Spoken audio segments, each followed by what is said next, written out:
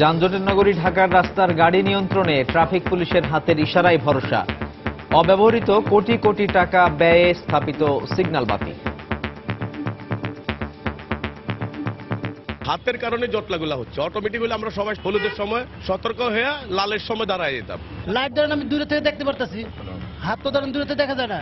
গাড়ির ড্রাইভার হয়তো ব্যাকহেলি থাকে, থাকাতে ব্রেক করতে করতে ব্রেক করতে পারে না, অনেক সময় দেয় গায়ের উপর উল্লে দেয়। ফেব্রুয়ারিতে চালু হচ্ছে রিমোট নিয়ন্ত্রিত সিগন্যাল বাতি।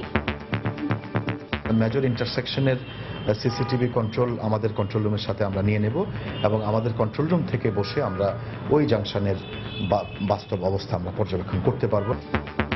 সমন্বিত নেটওয়ার্ক পদ্ধতি ছাড়া সফল হবে না মত যোগাযোগ বিশেষজ্ঞদের। আমি একটা থেকে গ্রিন পেয়ে দেখবেন আরেকটা রেড, তাহলে দেখা যাবে এটা আসলে সমন্বিত আমরা বলি না। আমরা টোটাল নেটওয়ার্কিং নিয়ে চিন্তা করতে চাই, তাহলেই সমাধান সম্ভব। দেখছিলেন প্রধান শিরোনাম। দুপুরের সময় সঙ্গে আছি সাজিদ রাজু এবং আমি সঞ্জনা চৌধুরী। এবার অন্যান্য শীর্ষ সংবাদ।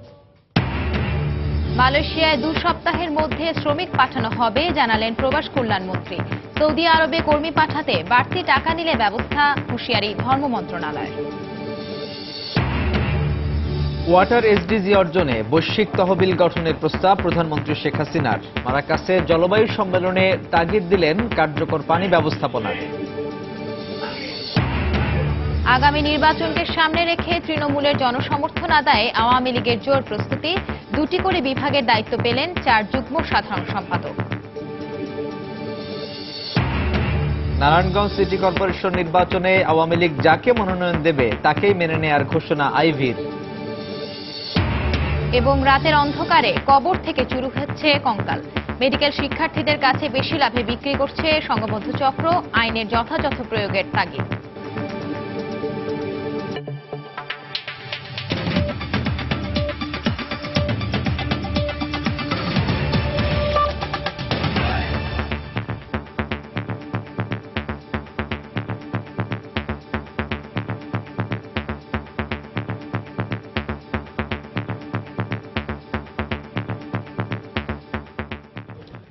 যান চলাচল নিয়ন্ত্রণে যখন বিশ্বের উন্নত দেশগুলো স্বয়ংক্রিয় সিগন্যাল সহ নানা প্রযুক্তি ব্যবহার করছে, তখন ঢাকা শহরের গাড়ি নিয়ন্ত্রণে প্রধান ভরসার নাম ট্রাফিক পুলিশের হাতের ইশারা।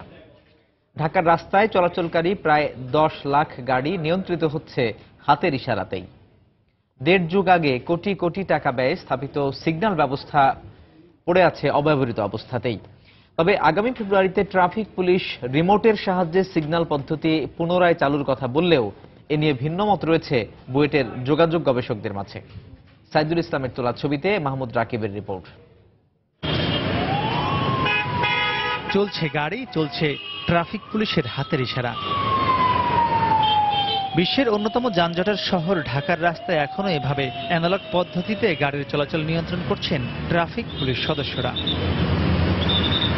তাদের অভিযোগ, চালকদের হাতের ইশারা না মানার প্রবণতার কারণে যানজট বাড়ার পাশাপাশি দায়িত্বরত ট্রাফিক পুলিশরাও প্রায় দুর্ঘটনার শিকার হচ্ছেন। ট্রাফিক তখন সিগন্যাল হাত দিয়ে বন্ধ করে, তখন একটা ঝুঁকি থাকে, যদি গাড়ি ব্রেক ফেল করে তাহলে নির্ঘাত অ্যাক্সিডেন্ট হবে। গাড়ির ড্রাইভার হয়তো ব্যাকহেলি থাকে, থাকাতে ব্রেক করতে করতে ব্রেক করতে পারে না, অনেক সময় দেয় গায়ের উপর উল্লে দেয়। চালকরা বলছেন ট্রাফিক পুলিশের খামখেয়ালির জন্যই কমছে না যানজট, তাই দ্রুত স্বয়ংক্রিয় সিগন্যাল পদ্ধতি চালুর দাবি তাদের। লাইট ধরেন আমি দূরে থেকে দেখতে পারতাছি, হাত তো ধরেন দূরে থেকে দেখা যায় না। ক্যান্টনমেন্ট এরিয়া, ওটা দেখা যাচ্ছে ইলেকট্রিক সিগন্যাল, সবাই ওটাকে মেনটেন করে চলে, আর রাস্তায় আপনার জ্যাম জটের সৃষ্টি হয় না। একটা গাড়ি গেলে বিআইপি গাড়ি গেলে ওটা ছাইড়া দেয়, আমাকে ওই যে পাবলিকে মনে করেন প্যাসেঞ্জারে মনে করেন যেমন বললে মনে করেন মিটারে টাকা ওঠে। হাতের কারণে জটলাগুলো হচ্ছে। অটোমেটিক্যালি আমরা সবাই হলুদের সময় সতর্ক হয়ে লালের সময় দাঁড়ায় যেতাম। 2001 সাল থেকে এ পর্যন্ত বিশ্বব্যাংকের সহায়তায় প্রায় 50 কোটি টাকা ব্যয়ে নগরীর 70টি মোড়ে সিগন্যাল বাতি স্থাপন করা হয়, যা 2014 থেকে এ পর্যন্ত 3 বার পরীক্ষামূলকভাবে চালু করা হলেও পূর্ণাঙ্গভাবে আজও তা আলোর মুখ দেখেনি। তবে যানজট কমাতে আগামী ফেব্রুয়ারি থেকে রাজধানীর 100টি মোড়ে সিগন্যাল বাতির মাধ্যমে গাড়ি নিয়ন্ত্রণ করবে ট্রাফিক বিভাগ ও সিটি কর্পোরেশন, যেখানে প্রতিটি মোড়ে রিমোটের সাহায্যে সিগন্যাল বাতি নিয়ন্ত্রণ করবে ট্রাফিক পুলিশ। মেজর ইন্টারসেকশনের সিসিটিভি কন্ট্রোল আমাদের কন্ট্রোল রুমের সাথে আমরা নিয়ে নেব এবং আমাদের কন্ট্রোল রুম থেকে বসে আমরা ওই জাংশনের বাস্তব অবস্থা আমরা পর্যবেক্ষণ করতে পারবো। এটাকে স্বয়ংক্রিয় হওয়ার পাশাপাশি একটা রিমোট কন্ট্রোলও থাকা দরকার। কোন একটি রাস্তায় দেখা যাচ্ছে যে খুব বেশি সংখ্যক গাড়ি জমা হয়ে যাচ্ছে, যানজট হয়ে যাচ্ছে, যাতে দ্রুত সেটাকে পাস করা যায়। তবে বুয়েটের গবেষকরা বলছেন, কেন্দ্রীয়ভাবে না করে মোড়কেন্দ্রিক গাড়ি নিয়ন্ত্রণ করলে সমস্যার টেকসই সমাধান হবে না। এক একটা ইন্টারসেকশন ইন্ডিপেন্ডেন্ট না। আমি একটা থেকে গ্রিন পেয়ে দেখবেন আরেকটা রেড, তাহলে দেখা যাবে এটা আসলে সমন্বিত আমরা বলি না। আমরা টোটাল নেটওয়ার্কিং নিয়ে চিন্তা করতে চাই, তাহলেই সমাধান সম্ভব। বাংলাদেশ বিনিয়োগ বোর্ডের হিসেব মতে শুধুমাত্র যানজটের কারণে প্রতি বছর দেশের আর্থিক ক্ষতি হচ্ছে 1 লাখ কোটি টাকা। তাই স্বয়ংক্রিয় হোক কিংবা রিমোট ব্যবহারের মাধ্যমে হোক, ঢাকার রাস্তার বিপুল সংখ্যক গাড়ি নিয়ন্ত্রণে যে পুনরায় সিগন্যাল পদ্ধতি চালু করা উচিত, সে বিষয়ে একমত সব পক্ষই। তবে কোটি কোটি টাকা ব্যয়ে চালু করতে যাওয়া সিগন্যাল পদ্ধতি যাতে বাস্তবসম্মত ও ফলপ্রসূ হয়, সেদিকেই কর্তৃপক্ষকে সবার আগে সজাগ দৃষ্টি রাখা উচিত বলে মনে করেন যোগাযোগ বিশেষজ্ঞরা। মাহমুদ রাকিব, সময় সংবাদ, ঢাকা। শুধু রাজধানী নয়, বন্দরনগরী চট্টগ্রামের ট্রাফিক সিস্টেমেরও একই অবস্থা। সেখানেও অনেক জায়গায় কাজ করে না সিগন্যাল বাতি। এই মুহূর্তে আগ্রাবাদ বাদামতলী এলাকায় আছেন রিপোর্টার কমল দে। সরাসরি চলে যাচ্ছি তার কাছে। কমল। ধন্যবাদ সঞ্জনা। নগরীর ব্যস্ততম এবং গুরুত্বপূর্ণ সড়ক হিসেবে পরিচিত এই আগ্রাবাদ বাদামতলীর যখন ট্রাফিক সিগন্যালের এই অবস্থা, তার সহজে অনুমান করা যায় নগরীর অন্যান্য সড়কগুলোর অবস্থা কি হতে পারে। আপনি জানেন যে গত 5 বছরের বেশি সময় ধরে কিন্তু চট্টগ্রামে যে ট্রাফিক সিগন্যাল সিস্টেম ব্যবস্থা নেই বললেই চলে। অর্থাৎ বিশ্বকাপের জন্য সংস্কারের নামে, মেরামতের নামে সেই সময় কিন্তু এই সিগন্যাল বাতিগুলি খুলে নেওয়া হয়েছিল। বলা হয়েছিল নগরীতে প্রায় 1.5 কোটি টাকা খরচ করে একটা অত্যাধুনিক ট্রাফিক সিগন্যাল ব্যবস্থা গড়ে তোলা হবে। কিন্তু বিশ্বকাপ পার হয়ে 5 বছর অতিক্রান্ত হতে চললো, এখন পর্যন্ত নগরীতে সেই ট্রাফিক সিগন্যাল ব্যবস্থা গড়ে ওঠেনি। অর্থাৎ বলা চলে হাত দিয়ে পরিচালিত হচ্ছে পুরো নগরীর ট্রাফিক সিস্টেম। বিশেষ করে আপনি জানেন যে নগরীতে 2 লাখের বেশি যান্ত্রিক যানবাহনের পাশাপাশি রয়েছে 1 লাখের বেশি রিক্সা এবং 25 থেকে 30 হাজারের বেশি সিএনজি অটো রিক্সা। আর এই বিপুল যে যানবাহনের চাপ, সেই বিপুল যানবাহনের চাপ সামাল দিতে হয় ট্রাফিক পুলিশদেরকে অনেকটা হাত দিয়ে। অর্থাৎ যখনই তারা রাস্তার মোড়ে দাঁড়িয়ে, তারা বিপুল সংখ্যক ট্রাফিক পুলিশ রাস্তার মোড়ে দাঁড়িয়ে তারা আটকে রাখে এবং হাত দিয়ে আটকে রাখার পর যত দেখা যায় তখন হয়তো ট্রাফিক যে বাতিগুলো রয়েছে সে বাতিতে সবুজ বাতি জ্বলছে। বলা হয়ে থাকে সবুজ বাতি জ্বললে গাড়ি চলাচল করবে, কিন্তু দেখা যায় সবুজ বাতি জ্বলছে কিন্তু ট্রাফিক গাড়ি আটকিয়ে রেখেছে। অপরদিকে আবার যখন লাল বাতি জ্বলছে তখন যেখানে গাড়ি আটকে রাখার কথা সেখানে গাড়ি চলাচল করছে। অর্থাৎ একটি বিভ্রান্তির মধ্যে দিয়ে চলছে নগরের ট্রাফিক সিস্টেম ব্যবস্থা। আর এই চলার ক্ষেত্রে কিন্তু সরকারি স্বায়ত্তশাসিত যেসব প্রতিষ্ঠান রয়েছে সবগুলি প্রতিষ্ঠানে কিন্তু একে অপরকে দোষারোপ করে চলছে। তো বলা হয়ে থাকে যে সিটি কর্পোরেশন দোষারোপ করছে ট্রাফিক সিস্টেমকে, ট্রাফিক ব্যবস্থা দাবি করছে সিডিএ কে, সরকারি এবং সবগুলি প্রতিষ্ঠান একে অপরকে দোষারোপ করতে করতে 5টি বছর অতিক্রান্ত হয়ে গেল, কিন্তু অত্যাধুনিক ট্রাফিক সিস্টেম গড়ে উঠে না। তো এখন পর্যন্ত অত বেহাল অবস্থায় চলছে নগরীর ট্রাফিক সিস্টেম। তো সঞ্জনা, আমার কাছে এখন পর্যন্ত এই ছিল নগরীর আগ্রাবাদ থেকে ট্রাফিক সিস্টেমের সর্বশেষ। চট্টগ্রাম থেকে সেখানকার ট্রাফিক ব্যবস্থাপনার খবর জানাচ্ছিলেন রিপোর্টার কমল দে। আগামী 2 সপ্তাহের মধ্যে আবারও মালয়েশিয়ায় কর্মী পাঠানোর প্রক্রিয়া শুরু হচ্ছে বলে জানিয়েছেন প্রবাসী কল্যাণমন্ত্রী নুরুল ইসলাম বিএসসি। সকালে রাজধানীর প্রবাসী কল্যাণ ভবনে তিনি সাংবাদিকদের কথা জানান। এবারে নির্মাণ কাজ, বনায়ন ও উৎপাদন এই 3টি খাতে 30,000 থেকে 54,000 টাকা বেতনে শ্রমিক নেবার আগ্রহ প্রকাশ করেছে মালয়েশিয়া সরকার। বাংলাদেশের অন্যতম শ্রমবাজার মালয়েশিয়ায় শ্রমিক পাঠাতে চলতি বছরের 18 ফেব্রুয়ারি G2G+ চুক্তি সই করে বাংলাদেশ। মালয়েশিয়ায় যাবার সুযোগ সৃষ্টি হওয়ায় ব্যাপক আগ্রহ উদ্দীপনা তৈরি হয়েছিল শ্রমিকদের মধ্যে। কিন্তু এই আগ্রহে ভাটা পড়ে চুক্তির 12 ঘন্টা পরেই মালয় সরকারের নেতিবাচক মনোভাবে। বাংলাদেশে এসে মঙ্গলবার মালয়েশিয়ার পররাষ্ট্রমন্ত্রী রিচার্ড রায়ত প্রবাসী কল্যাণ ও বৈদেশিক মন্ত্রীর সাথে একান্ত বৈঠকে আবারও আগ্রহ প্রকাশ করেন শ্রমিক নেবার বিষয়ে। এবার তারা নির্মাণ কাজ, বনায়ন, উৎপাদন এই 3টি খাতে চাহিদার ভিত্তিতে শ্রমিক নেবে বলে জানান প্রবাসী কল্যাণ ও বৈদেশিক মন্ত্রী নুরুল ইসলাম। বুধবার সকালে রাজধানীর প্রবাসী কল্যাণ ভবনে সাংবাদিকদের প্রশ্নের জবাবে তিনি এই সুখবর দেন। 30,000 থেকে 54,000 টাকা বেতনে শ্রমিক নেবার আগ্রহ প্রকাশ করেছে মালয়েশিয়া সরকার। এখন তো ক্লিয়ার হয়েছে, তাদের মন্ত্রী রাষ্ট্রে এখন বলছে যে আমরা এখন আমাদের ডিমান্ড পাঠাবো, আপনারা পাঠান। আমরা বলছি উই আর রেডি, আমরা রেডি আছি, আমরা ডিমান্ড পাঠাবো। এটা ডিমান্ড আসবে, এটা প্রক্রিয়া হবে 15 দিন। সপ্তাহ 2 সপ্তাহ হবে আর কি। এদিকে আবারও শ্রমিক পাঠানো শুরু হবে শুনে খুশি মালয়েশিয়া যেতে আগ্রহীরা। মাসে আনুমানিক অ্যাপ্লাই করছিলাম, অ্যাপ্লাই করার পর তখন থেকে তো আর কোনো বলে যে হবে হবে হবে হওয়ার পর থেকে তো একবার স্থগিত। কোন হলে আবার যাব, কোনো সমস্যা নেই ইনশাআল্লাহ। আল্লাহ যুল বালা মুসিবত না দেয়, যদি সরকার এটা কইরা দেয় তাহলে তো পাবলিকের জন্য ভালো, সবার জন্য ভালো, আমরা যাইতে পারুম। এইটাই আমাদের হয়েছে। তো আরেকটা বাকিটা হইতেছে যখন আমরা অ্যাপ্রুভাল মানে ভিসার যে কলিংটা পাবো হাতে, মেইন যে কপিটা, ওইটা পাওয়ার পরেই আমরা আর কি করব, মানে বাকি টাকাটা পরিশোধ করব। শ্রমিক পাঠাতে সম্পূর্ণভাবে প্রস্তুত বলে জানালো রিক্রুটিং এজেন্সিগুলোর সংগঠন বায়রাক। প্রক্রিয়া সম্পন্ন হয়েছে, ইট ইজ অলরেডি ওপেন। এখন শুধু এই প্রসেস শেষ করে স্টার্ট করতে যে সময়টা লাগে, এখন মানে কবে নাগাদ আসলে আমরা আশা করতেছি এনি মুভমেন্ট হয়তো এই মাসে বা ডিসেম্বরের প্রথম সপ্তাহে থেকে লোক যাওয়ার হয়তো প্রসেস শুরু হয়ে যাবে। তো এখানেও বোধহয় আমাদেরকে সুযোগ আছে যাতে আমাদের লোকজন মর্যাদার সাথে সেই দেশে যেতে পারেন। মালয়েশিয়ায় শ্রমিক পাঠানোর ক্ষেত্রে যে জটিলতা চলেছে 9 মাস ধরে, সেই জটিলতার পরে আসলে একটি ইতিবাচক ঘোষণা এসেছে প্রবাসী কল্যাণ মন্ত্রণালয়ের পক্ষ থেকে। আর এই ঘোষণা ইতিবাচক হলে 2 সপ্তাহের মধ্যে আসলে মালয়েশিয়ায় আবারও লোক পাঠানো শুরু হবে বলে মনে করছেন প্রবাসী কল্যাণ মন্ত্রণালয়। এবং সেই ঘোষণা ফলপ্রসূ হলে আসলে শ্রমিকদের যে দীর্ঘ অপেক্ষা রয়েছে তার অবসান হবে। প্রথমে একটা যেটা হয়েছে যে সোর্স কান্ট্রি হিসেবে বাংলাদেশ স্বীকৃতি পেয়েছে, কিন্তু এখানেও বোধহয় আমাদেরকে সুযোগ আছে যাতে আমাদের লোকজন মর্যাদার সাথে সেই দেশে যেতে পারেন। জনশক্তি রপ্তানিতে দালাল চক্র নির্মূল করতে সরকারের কঠোর পদক্ষেপের আহ্বান জানিয়েছেন বিশেষজ্ঞরা। শাতিলা শারমিন, সময় সংবাদ, ঢাকা। এদিকে সৌদি আরবে কর্মী পাঠাতে বাড়তি টাকা নেওয়া হলে সংশ্লিষ্ট এজেন্টদের বিরুদ্ধে কঠোর ব্যবস্থা নেওয়া হবে বলে হুঁশিয়ারি দিয়েছে ধর্ম মন্ত্রণালয়। সকালে জাতীয় সংসদ ভবনের মিডিয়া সেন্টারে সংবাদ সম্মেলনে বক্তব্য রাখেন ধর্ম মন্ত্রণালয় সম্পর্কিত সংসদীয় স্থায়ী কমিটির সভাপতি বজলুল হক হারুন। সৌদি আরব সফর শেষে আয়োজিত এই সংবাদ সম্মেলনে তিনি আরও জানান, আগামী বছর বাংলাদেশিদের হজে যাওয়ার কোটা বৃদ্ধির বিষয়ে সৌদি সরকারের আশ্বাস পাওয়া গেছে। সৌদি শ্রমমন্ত্রী সে বলছে যে এই বিষয় নিয়ে যারা ট্রেড করে সেটাকে আমরা মানব পাচার হিসেবে ধরি। বাংলাদেশে নিযুক্ত সৌদি আরবের রাষ্ট্রদূত যে আছে জনাব গোলাম মুর্শিদ সাহেব, তিনি ইতিমধ্যেই 4 জন এজেন্ট সৌদি আরবে তাদের বিরুদ্ধে লিখিতভাবে অভিযোগ তিনি শ্রম মন্ত্রণালয় দিয়ে দিয়েছে। কোন কোন এজেন্সি এবার করছে তাদেরকে আমরা কঠিনভাবে তাদের ব্যবস্থা নেব, কঠিন ব্যবস্থা নেব এবং আগামীতে আর তাদেরকে এইভাবে দুর্নীতি করার আর কোনো সুযোগ দেওয়া হবে না।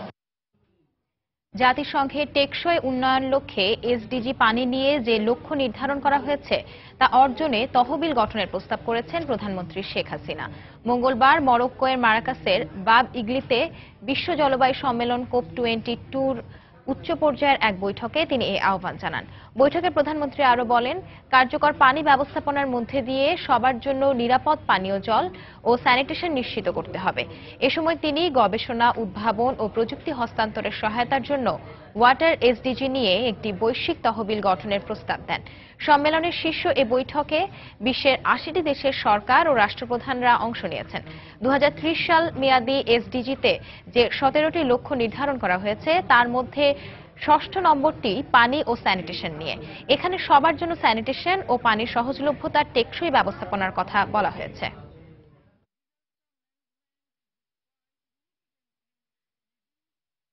Bangladesh is one of the first countries that signed and ratified the Paris Agreement.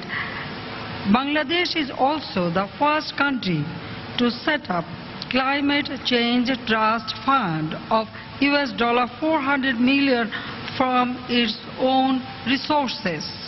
We have also achieved success in disaster management despite our coastal areas being highly vulnerable to climate-related calamities such as floods and cyclones. It's cultivation that have significantly reduced loss of lives and properties in Bangladesh. We must ensure safe drinking water and sanitation for all through effective water governance. একাদশ জাতীয় সংসদ নির্বাচনকে সামনে রেখে দলকে শক্তিশালী ভিত্তির উপর দাঁড় করাতে এবারে প্রথম বিভাগীয় সাংগঠনিক সম্পাদকের পাশাপাশি 4 যুগ্ম সাধারণ সম্পাদককে 2টি করে বিভাগের দায়িত্ব দিয়েছে আওয়ামী লীগ। আগামী নির্বাচনে জয়ী হতে এখন থেকেই তৃণমূলের জনসমর্থন পেতে কাজ করবেন এই নেতারা। আরো জানাচ্ছেন রোজিনা রোজি। দলকে আরো গতিশীল করতে এবারই প্রথম 4 যুগ্ম সাধারণ সম্পাদক ও সাংগঠনিক সম্পাদকের মধ্যে দায়িত্ব বন্টন করে দিয়েছে আওয়ামী লীগ।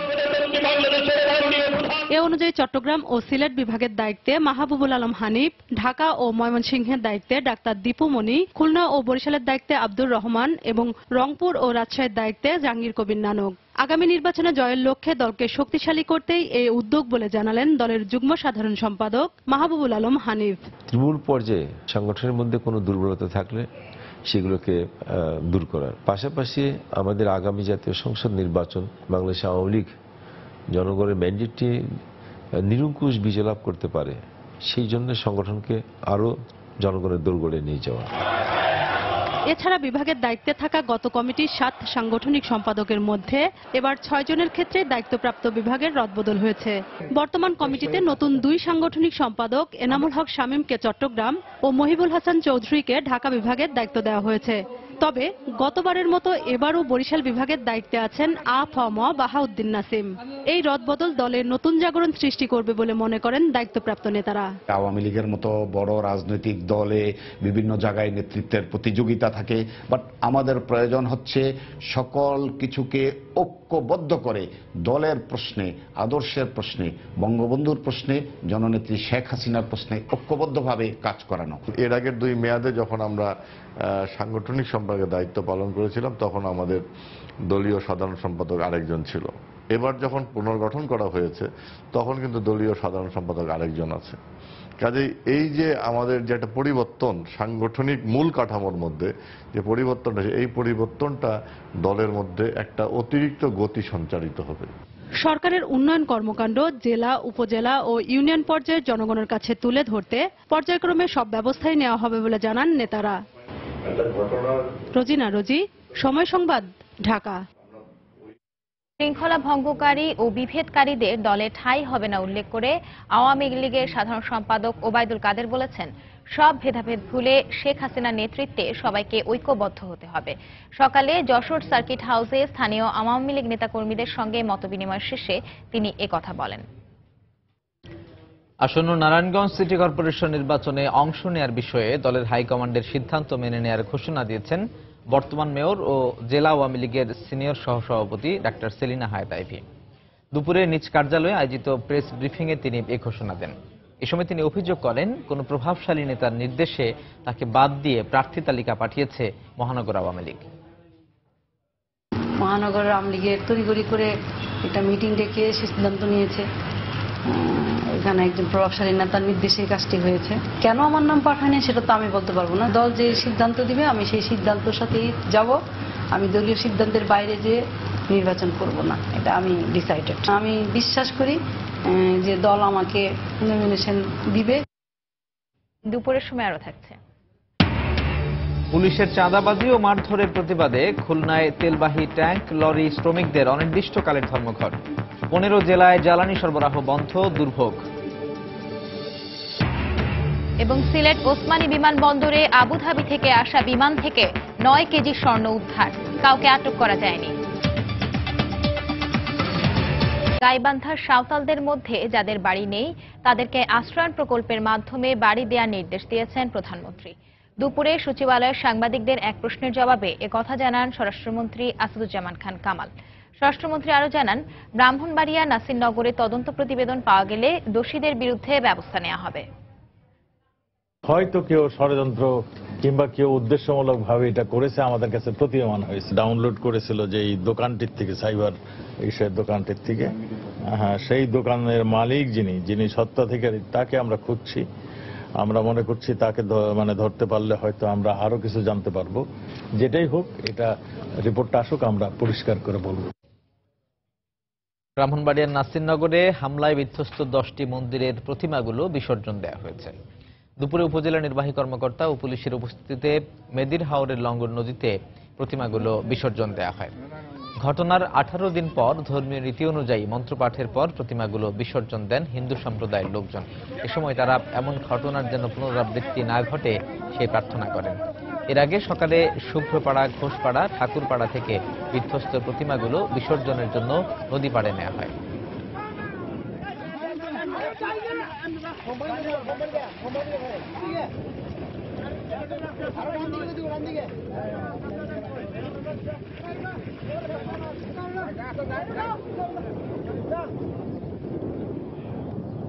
আমরা আবার নতুন কইরা সুন্দরভাবে প্রতিমা কইরা আবার আমরা পূজা পালি আরম্ভ করব।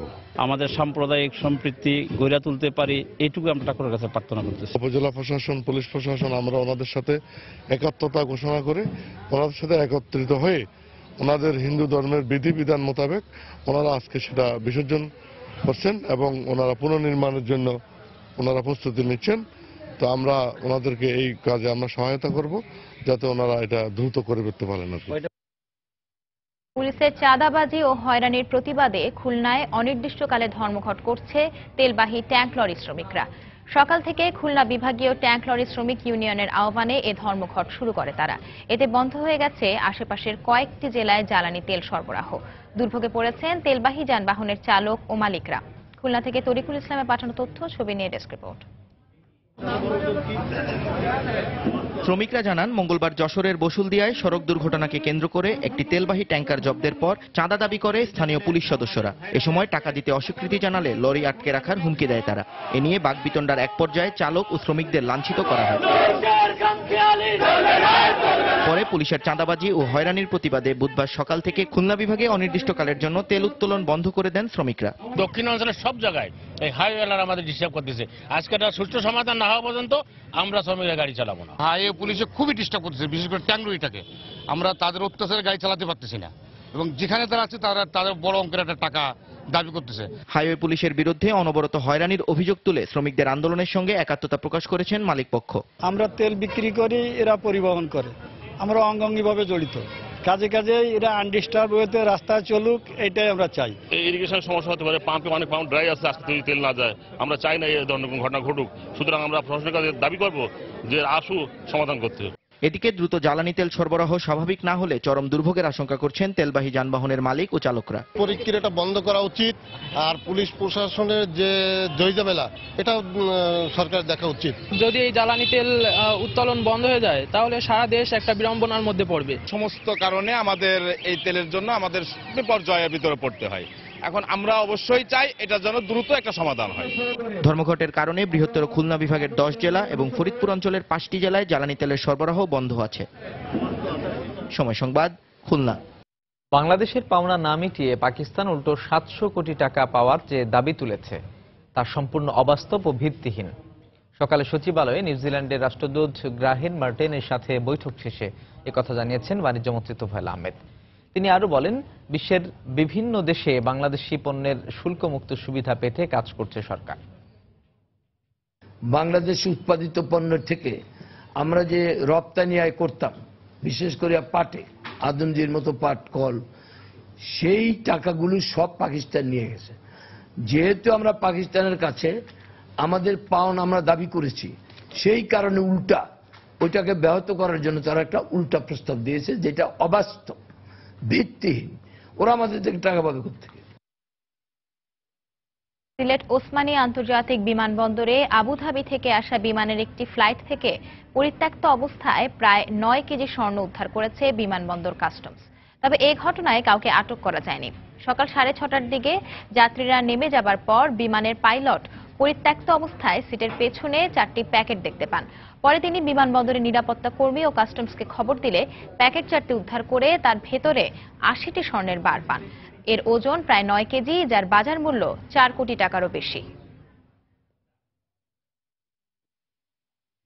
যে সিটের পিছন থেকে আমরা উদ্ধার করি, এখানে 80টি স্বর্ণের বার আছে। প্যাসেঞ্জারদেরকে হয়তো এটা মাঝ পথে হয়তো এটা হয়তো ক্যারিয়ার হিসেবে দিয়ে দিত, যারা ঢাকা এয়ারপোর্ট দিয়ে ট্রানজিট দিয়ে বেরিয়ে যেত, ট্রানজিট প্যাসেঞ্জার হিসেবে বেরিয়ে যেত।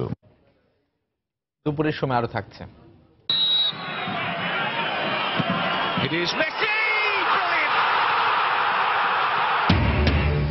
কলম্বিয়াকে 3-0 গোলে হারিয়ে বিশ্বকাপে সরাসরি খেলার স্বপ্ন বাঁচিয়ে রাখল আর্জেন্টিনা। পেরুর বিপক্ষে দারুণ জয় টেবিলের শীর্ষস্থান অক্ষুণ্ণ ফেভারিট ব্রাজিলের।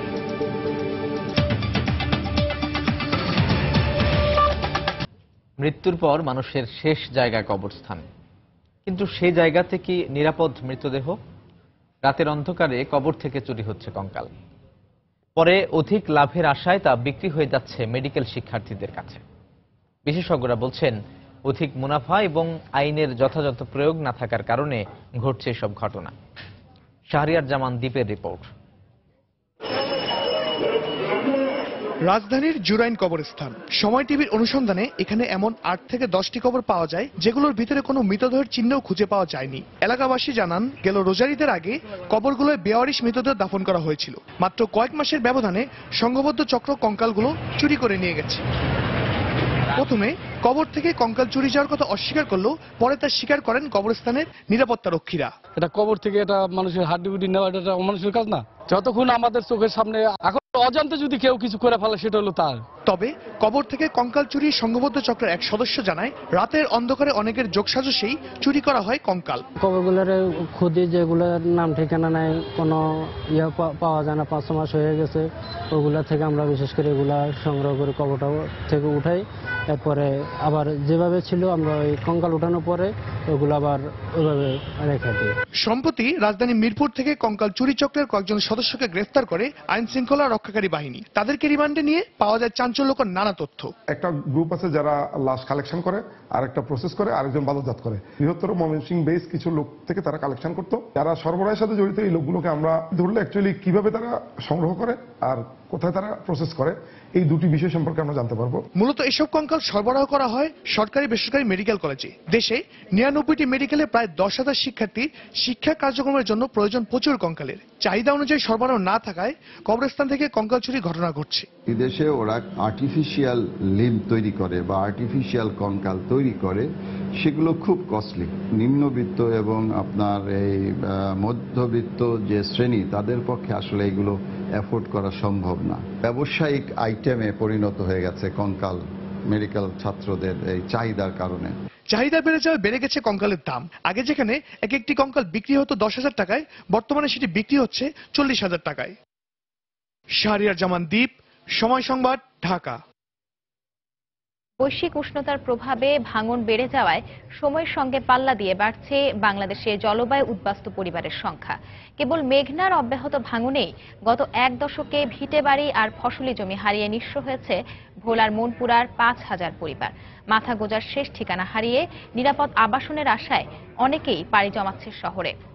সর্বস্ব হারা এসব মানুষের নিরাপত্তার জন্য জরুরি পুনর্বাসনের দাবি জনপ্রতিনিধিদের। নাসিরউদ্দিন লিটনের তথ্য, উৎপল দেবনাথের ছবি নিয়ে ডেস্ক রিপোর্ট।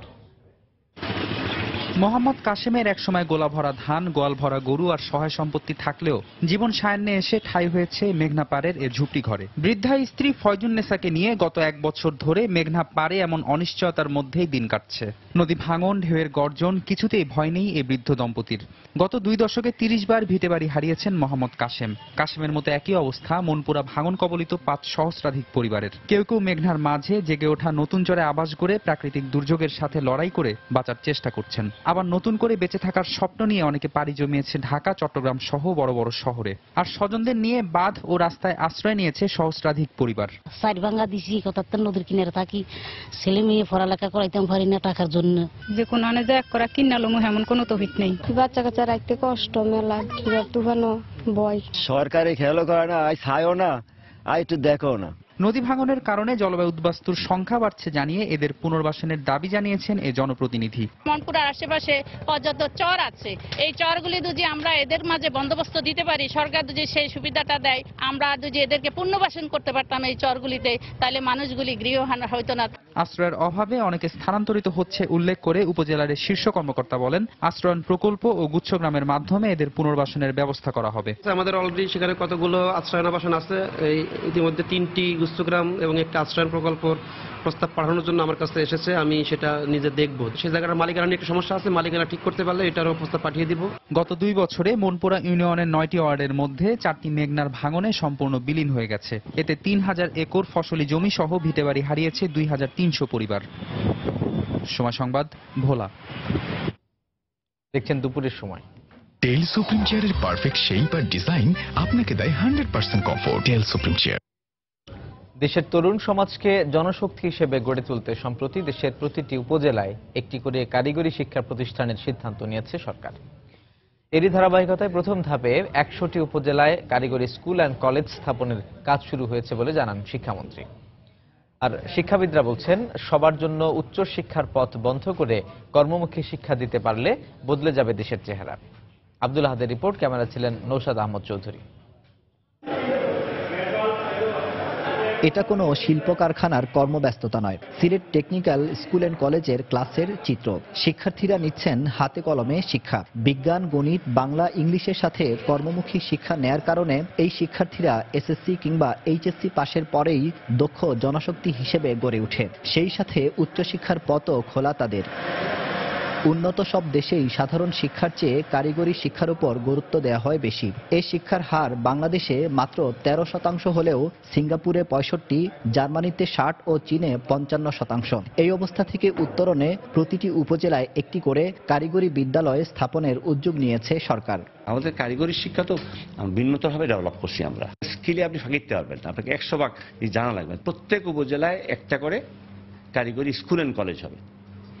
তো এই প্রথম ধাপে আমরা 100টা করতেছি। প্রথম ধাপে দেশের 100টির মধ্যে সিলেটের 4 জেলায় নির্মিত হচ্ছে 7টি কারিগরি স্কুল অ্যান্ড কলেজ।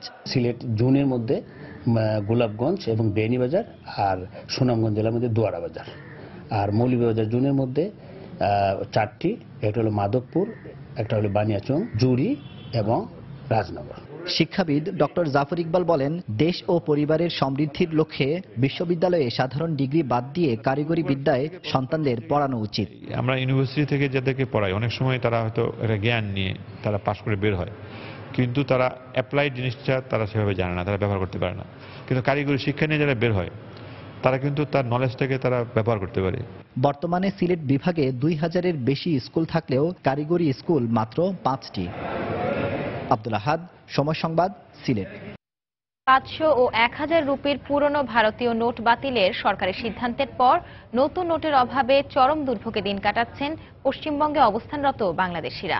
নোট দুটি বাতিল ঘোষণার পর থেকে বৈধভাবে ভাঙানো ডলার কিংবা রুপির নতুন নোটও পাচ্ছেন না তারা। আর এতে দুর্ভোগে পড়েছেন হাজারো বাংলাদেশি পর্যটক।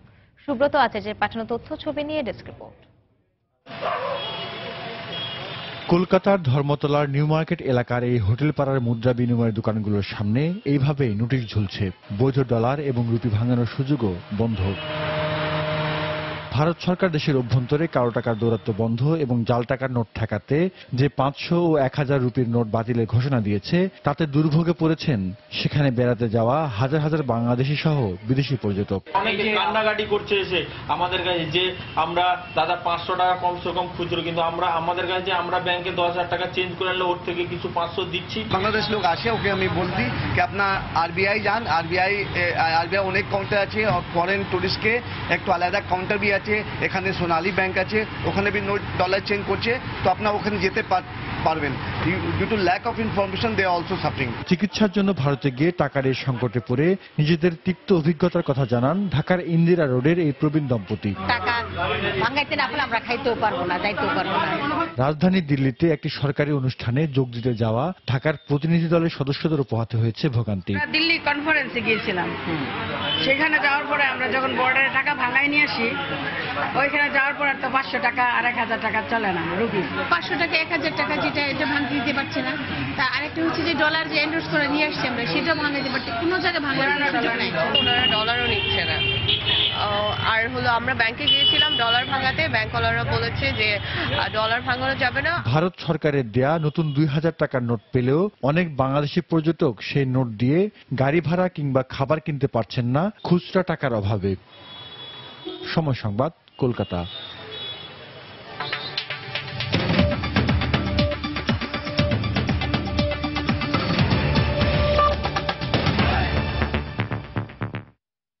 মিয়ানমারের রাখাইনে সংঘর্ষে এক সপ্তাহে অন্তত 69 জন নিহত হয়েছে বলে স্বীকার করেছে দেশটির সেনাবাহিনী।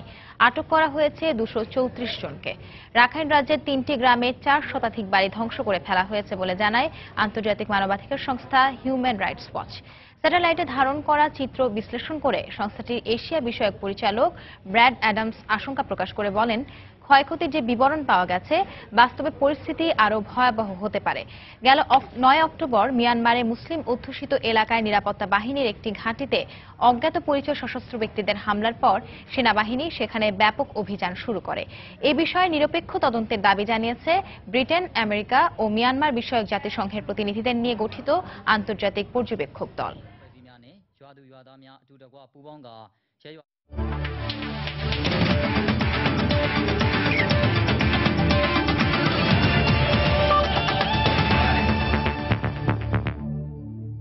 2018 রাশিয়া বিশ্বকাপে সরাসরি খেলার আশা বাঁচিয়ে রাখল মেসির আর্জেন্টিনা। দাপটের সাথে কলম্বিয়াকে 3-0 গোলে হারিয়েছে এদুয়ার্দো বাউজা শিষ্যরা। ম্যাচ সেরা হয়েছেন খুদে জাদুকর লিওনেল মেসি। অন্যদিকে পেরুকে 2-0 গোলে হারিয়েছে নেইমারের ব্রাজিল। এ জয়ে দক্ষিণ আমেরিকা অঞ্চলের শীর্ষস্থান টিকিয়ে রাখল সেলেকাওরা। বিশ্বজুড়ে আর্জেন্টিনার সমর্থক গোষ্ঠীর মধ্যে চাপা শঙ্কা, রাশিয়ার টিকিট পাবে তো লিওনেল মেসির দল, নাকি হতাশায় নিমজ্জিত হবে টানা 3 বৈশ্বিক টুর্নামেন্টের ফাইনালে হারা দলটি। প্রবল চাপ আর আশঙ্কা নিয়ে স্যান হুয়ান স্টেডিয়ামে নামে আলবিসেলেস্তারা। প্রতিপক্ষ ফ্যালকাও রদ্রিগেজের কলম্বিয়া। প্রত্যাশা ছিল লড়াই হবে জম্পেশ। শেষ 2 ম্যাচেই অমীমাংসিতভাবে শেষ হয় 2 দলের লড়াই। কিন্তু লিওনেল মেসি এবারে জমতে দিলেন না লড়াই। 10 মিনিটে দৃষ্টিনন্দন ফ্রি কিকে বুঝিয়ে দিলেন ম্যাচটা নিজের করে নিতে চান খুদে জাদুকর। করলেনও তাই। 23 মিনিটে মেসির ক্রস থেকে সহজ বল পেয়ে জালে জড়ান প্রাতো। হিগুয়েনের পরিবর্তে দলের সুযোগ পেয়ে নিজের জাত চেনেন অ্যাথলেটিকো মিনেইরোর ফরওয়ার্ড। এরপর বেশ কয়েকটি আক্রমণ প্রতি আক্রমণে কাটে ম্যাচের সময়। গোলের খুব কাছে গিয়েও বল জালে জড়াতে পারেনি ঠিকই, কিন্তু আক্রমণের ধার সমুন্নত রাখে মেসি বাহিনী। 84 মিনিটে আবারও জাদু দেখান মেসি। একাই বল টেনে নিয়ে যান ডি বক্সে। তার বাড়িয়ে দেয়া বল থেকে 3-0 গোলের জয় নিশ্চিত করেন অ্যাঞ্জেল ডি মারিয়া। কোপা আমেরিকায় পেরুর বিপক্ষে হারার পর আবারও বিশ্বকাপ বাছাইয়ে একই প্রতিপক্ষের সামনে ব্রাজিল। এবারে দুর্বার আত্মবিশ্বাস আর ফর্মকে সঙ্গী করে মাঠে নামে নেইমার কৌতিনহোরা। সেই আত্মবিশ্বাসে শুরুতেই ফাটল ধরাতে পারত পেরু। 4 মিনিটে পেরুর নাম্বার 10 কুয়েভার শট অল্পের জন্য পোস্টে ঢোকেনি। এর ঠিক 6 মিনিট পর রেনাতোর জোরালো শট ফিরিয়ে দেন পেরুর গোলরক্ষক গেলাসে। প্রথমার্ধে আরো কিছু দুর্দান্ত গোল ঠেকিয়ে দেন ব্রাজিল গোলরক্ষক আলিজন। দ্বিতীয়ার্ধ শুরু হতেই ব্রাজিলের রূপ হয় বিধ্বংসী। 58 মিনিটে পেরু রক্ষণের ভুল কাজে লাগিয়ে বল জালে জড়ান গ্যাব্রিয়েল হেসুস। এর ঠিক 20 মিনিট পর আবারও পেরুর রক্ষণে আঘাত করে ব্রাজিল। এবারে গোলদাতা রেনাতো আগাস্তো। নেইমার কৌতিনহোরা ব্যবধান আরো বাড়াতে পারতেন, কিন্তু 2-0 গোলের জয় নিয়ে সন্তুষ্ট থাকতে হয় দ্বিতে শীর্ষদের। সাথে টিকে রইল লাতিন আমেরিকার শীর্ষে ব্রাজিলের অবস্থান। রায়হান মাসুদ, সময় সংবাদ। দুপুরের সময় এই পর্যায়ে শীর্ষ সংবাদ জানিয়ে দিচ্ছি আরো একবার। মালয়েশিয়ায় 2 সপ্তাহের মধ্যে শ্রমিক পাঠানো হবে জানালেন প্রবাসী কল্যাণ মন্ত্রী। সৌদি আরবে কর্মী পাঠাতে বাড়তি টাকা নিলে ব্যবস্থা, হুঁশিয়ারি ধর্ম মন্ত্রণালয়ের। ওয়াটার এসডিজি অর্জনে বৈশ্বিক তহবিল গঠনের প্রস্তাব প্রধানমন্ত্রী শেখ হাসিনার। মারাকাসে জলবায়ু সম্মেলনে তাগিদ দিলেন কার্যকর পানি ব্যবস্থাপনার।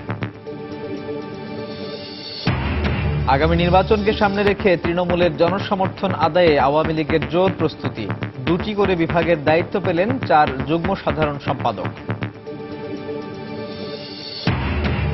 নারায়ণগঞ্জ সিটি কর্পোরেশনের নির্বাচনে আওয়ামী লীগ যাকে মনোনয়ন দেবে তাকেই মেনে নেয়ার ঘোষণা আইপির।